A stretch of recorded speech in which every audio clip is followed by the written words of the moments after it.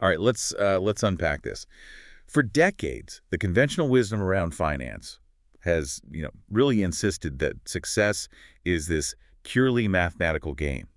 That you have to master the spreadsheets, obsess over PE ratios. Right, maybe even understand really complex stuff like the Greeks in options trading.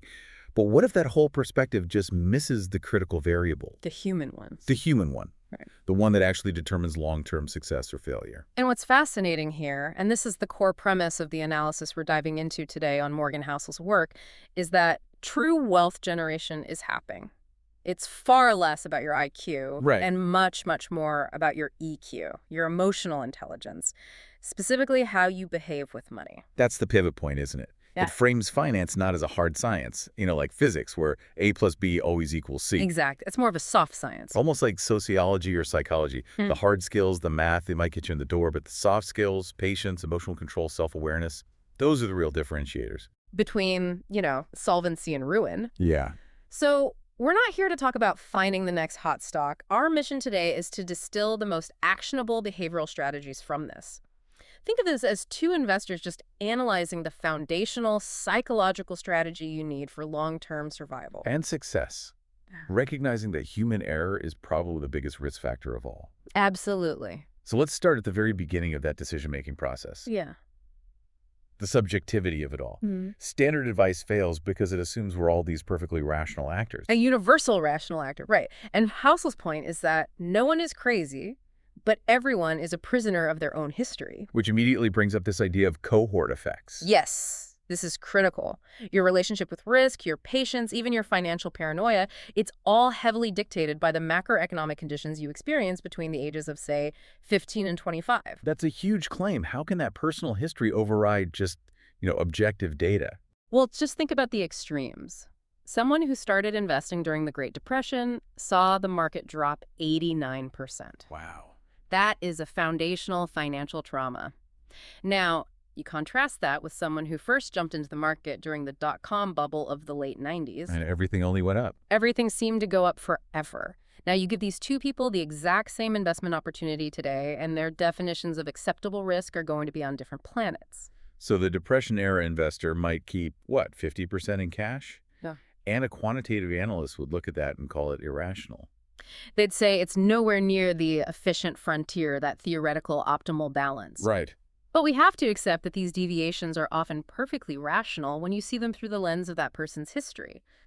Their protective behavior is based on a data set that includes real, catastrophic financial trauma. So the big takeaway is that standardized advice will almost always fail if it clashes with your personal psychology. Adherence is so much more important than optimization. Which leads directly to another powerful lesson from the analysis.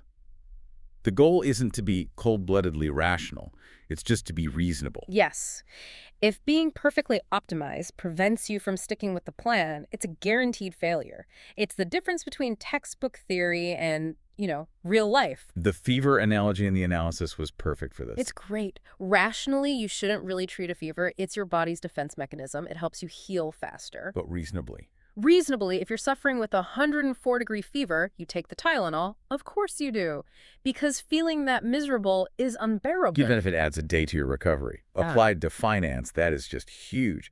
If we pick the mathematically perfect strategy, but it terrifies us so much that we panic sell when the market drops 30%. It was a terrible strategy. It was terminal. Yeah. So the best strategy is simply the one you can stick with during those crashes. If a dividend strategy, which might be technically suboptimal, gives you that comforting cash flow and helps you hold on. And it's this superior strategy. For you, it is. Reasonableness ensures survival. Okay, so survival and adherence are key. But let's shift from managing our own history to actively managing our desires. Because this trap of never enough, that's what seems to ruin so many successful people. It's where the engine of capitalism, which is brilliant at generating wealth, also becomes really dangerous because it's just as good at generating envy. The goalposts keep moving. They do. When people get rich, their reference group changes and their expectations just rise right along with their results. The analysis points to the story of Rajat Gupta, the former CEO of McKinsey. A truly cautionary tale. By 2008, he was worth about $100 million. By any objective measure, he was set for life, globally respected. But he didn't feel that way. No, he started comparing himself to the private equity titans and hedge fund managers he was around, and next to them, he felt, relatively poor. And that desire for more, for wealth he absolutely did not need, led him to risk everything. His reputation, his fortune, all of it for illegal insider trading, and he ended up in prison. The lesson there feels almost like a financial commandment. Never risk what you have and need for what you don't have and don't need. The downside is ruin. The upside is just marginal luxury. It's a terrible trade. And making that trade correctly is essential for longevity. Which brings us to the most powerful force in all of finance: compounding. Or, as the analysis puts it, confounding compounding, because we all know the formula, but our brains just don't get it. We're linear thinkers. We just cannot grasp exponential growth intuitively. Not at all. And it's why people are always chasing hot returns instead of focusing on duration. Just look at the Warren Buffett statistics. Absurd. Of his, $84.5 billion net worth, $81.5 billion of that came after his 65th birthday. That concentration is just, it's hard to even comprehend. Think about it. If he had earned the exact same legendary returns, but just decided to retire at 60, his net worth would have been just under $12 million. Which is still a fantastic outcome. A phenomenal retirement. But it's not $84 billion. The difference between those two numbers is just a few extra decades of uninterrupted time. Time is the real leverage, not timing. This connects so well to that Ice Age analogy. Right. Ice ages weren't caused by brutally cold winters. They were caused by cool summers. The snow from the winter just didn't entirely melt. Exactly. So it reflected more light, which caused more cooling, and so on for thousands of years.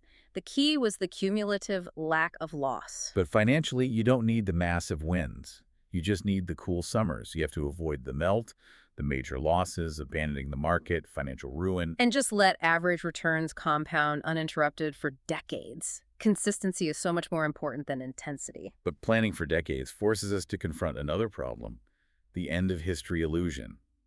We have to plan for a person we haven't even met yet, our future self. And we are terrible at that, just awful forecasters of who we'll become. It's a critical psychological blind spot. We can all look back and see how much we've changed in the last decade, but we drastically underestimate how much we're going to change in the next decade. The young professional working 80-hour weeks for a status car becomes the 40-year-old parent who just wants flexibility and time. Desperately. So how do you plan for a self whose priorities you can't even predict? Well, the actionable strategy has to be building in flexibility. Right. Avoid those self-imposed sunk costs in your life, like staying in a career you hate just because you paid for the degree. And, critically, avoid extreme financial commitments. Like a massive mortgage. A massive mortgage that just locks you in and removes all optionality for that future self who might value freedom over a big house. Flexibility is your life's margin of safety. That is a perfect transition to our last segment, because we've been talking about the skill to grow wealth, patience, optimism. Now we have to talk about the skills to keep it. Which are completely different and often contradictory. Getting rich requires optimism and taking risks. Staying rich requires paranoia and a constant awareness that it can all be taken away. And that contrast is where you see these spectacular financial failures. Look at Jesse Livermore, arguably the greatest stock trader of his generation. He made the equivalent of $100 million in 1929 by shorting the market. He won. He won the game. But the aggressive, high-risk mentality that got him that fortune was completely incompatible with the conservative traits he needed to keep it. 4 years later, he'd lost it all. All of it. Through more aggressive speculation, he eventually took his own life. The insight here is so profound. Longevity is the most important variable. Any strategy with even a tiny probability of total ruin will eventually result in zero if you play long enough. Survival is everything. And survival is also connected to how we should think about diversification, which leads to this idea that the tails drive everything. That's the power law in action. The analysis uses the Disney example. Out of their first 400 or so cartoons, most of them lost money or just broke even. So the whole company's trajectory, its survival, was set by one single tail event. Snow White. It generated $8 million in its first 6 months and wiped out all their debt. One winner paid for all the hundreds of losers. Which means we really should stop beating ourselves up over the losers in our portfolios. You have to.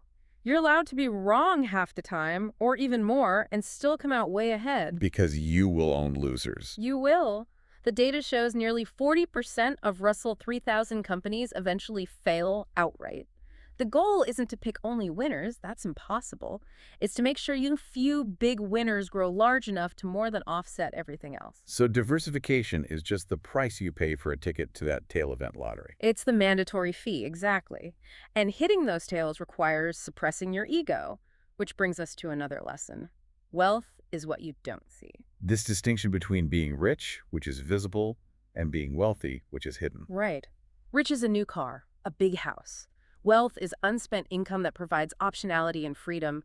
It's captured perfectly in what the analysis calls the man in the car paradox. When you see someone driving a Ferrari, Your mind doesn't go, wow, that person is impressive. Your mind immediately jumps to, wow, if I had that car, people would think I was impressive. so you're not actually admiring the driver at all. You're just using their car as a prop for your own desire for admiration. That's the core insight. No one is as impressed with your possessions as you are. Spending money to show people how much money you have is literally the fastest way to have less money. True wealth is hidden. It provides independence, not status. And that independence is ultimately purchased by the superpower of saving. Not saving for a boat, but saving for the sake of saving. To buy control over your time. That's your financial margin of safety. In engineering, if a bridge needs to hold 10,000 pounds, you design it to hold 30,000. You build in wiggle room for what you don't know. Cash is that financial wiggle room. And critics will always say, cash gets a zero return or a -1 after inflation. But the return on cash isn't its interest rate. Its return is incalculable if it prevents you from being a forced seller. If you lose your job in a crash and have no savings, you have to sell your stocks at the absolute bottom. Crystallizing a permanent loss you can never recover from. Cash prevents that catastrophe. And that cash buffer is what allows you to actually stay invested and accept volatility as a fee, not a fine. That's such an important reframing. It is. If you see market drops as a fine, a punishment, you'll try to market time and you'll fail. But the stock market offers, say, a 7 to 10% average annual return.